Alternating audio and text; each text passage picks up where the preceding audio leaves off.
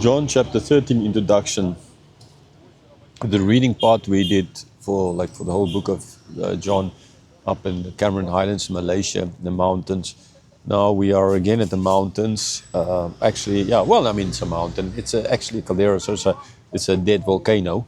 We're inside a dead volcano now.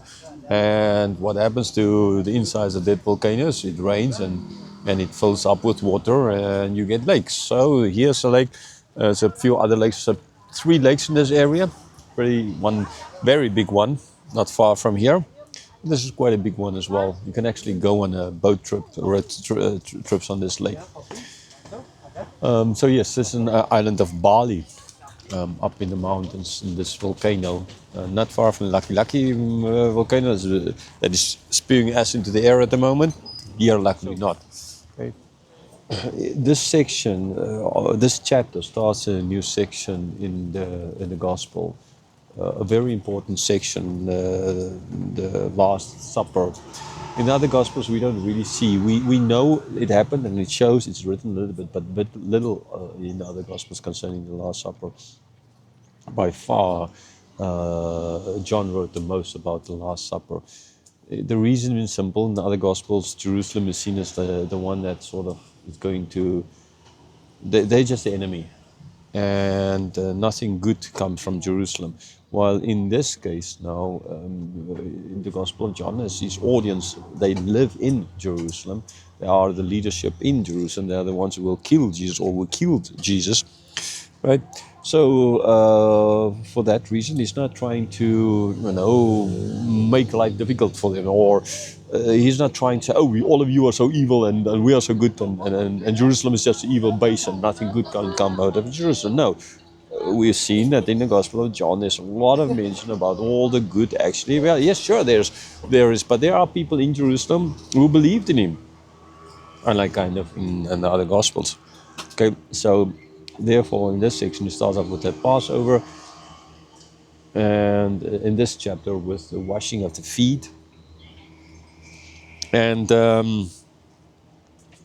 as well, then all Jesus' last teaching to his disciples, his prayer for disciples and prayer for us included, for those who will believe because of the words of the disciples. That includes me and people, Christians hearing this, and not just only Christians, other Christians in that's been alive throughout all the ages. Okay, so it's during the feast of the Passover, right? Judas, as we've seen, he already had the plan to go and betray Jesus. The last straw was that broke the camel's back happened when Mary washed Jesus' feet in the previous chapter, and so they were sitting there and they were eating, and Jesus stood up and he said, "Okay, he's going to wash the feet of the disciples."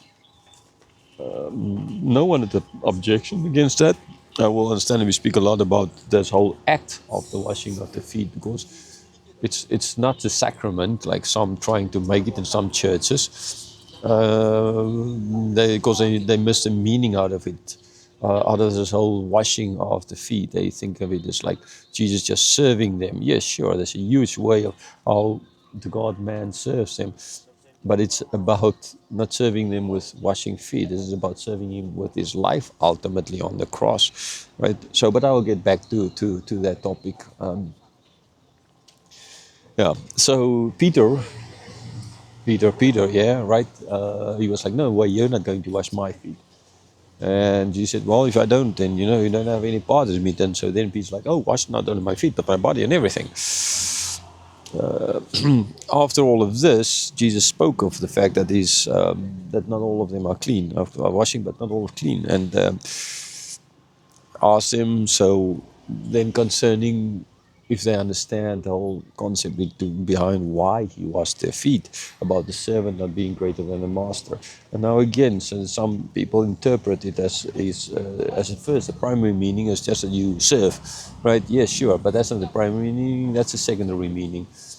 Okay, and sure, the primary meaning is he's serving not with washing but serving with his life. That is ultimately.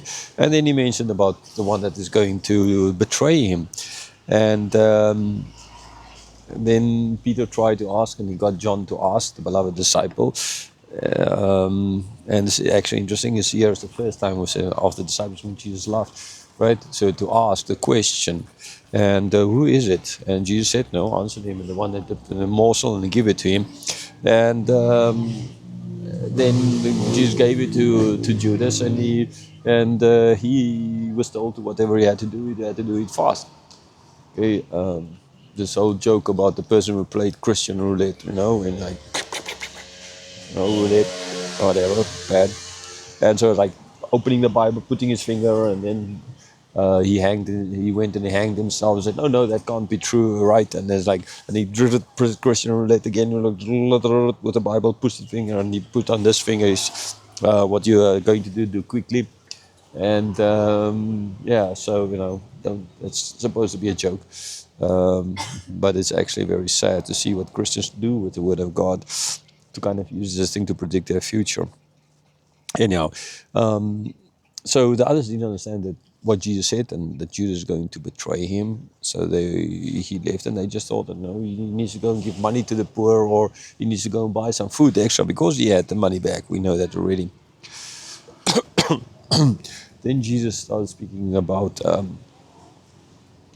giving a new commandment, right? He's going to give them a new commandment. Just as I've loved you, you also are to love one another. And how did he love them? By giving his life to them, right? This is how much he loved them. So that washing of the feet is just a symbol of ultimately the giving of his life. And then Peter, like always, Jesus said, it's the evening, so Peter, where are you going? And he said, you can't follow me. And Peter was like, no, I can follow you anywhere. There's no place that I can't follow you. I'm willing to follow you everywhere. I will lay down even my life for you. Jesus didn't say, no, that's necessary or anything like that. He's going to do. I mean, I'm pretty sure they kind of knew something like this is up. Because, I mean, Jesus said it before.